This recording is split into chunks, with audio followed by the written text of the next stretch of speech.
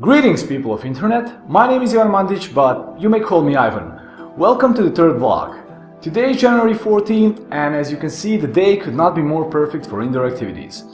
I decided to answer a few questions you left on my recent videos. Although I already answered these questions through comments, I know that most of you don't read them. Therefore, I chose few of the most interesting ones, at least in my opinion. BaconDrinker asks, is this project using the game engine that you started in the last series, or is it a new game engine?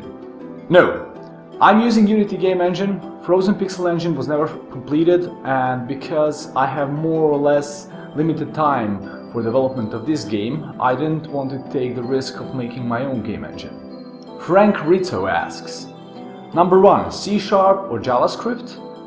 And number 2, Unity 3.5 or 4.0, and will it be using Pro features? C#, of course.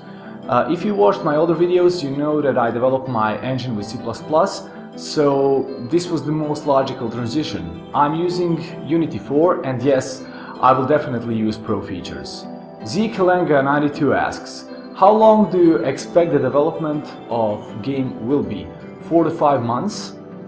The plan is to finish this game by the end of this year. Stefan Trifunovic asks, who is gonna be the main character? Green cube? Some kind of frog or something else? Yes, you guessed right. The main character will be a green cube. Nah, I'm just kidding. Story for the game is still in development, and I don't want to talk about it at this moment, but let's say that the main character is some sort of mutated frog.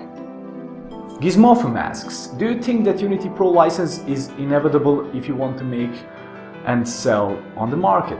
It really depends. You can definitely create a full game using only the free version of Unity, but you will be really limited. Even if you're okay with these limitations, some publishing channels require integration of their services through dynamically linked libraries, and that is not possible without Unity Pro. In any case, if you want to make games that are good enough for the market, you should be prepared to buy the Pro license. It will make your life much easier, and it will give you some extra motivation after you spend $1,500 on it. Gabriel Husband asks, isn't it a fulfilling life when one endeavors in personally meaningful activities?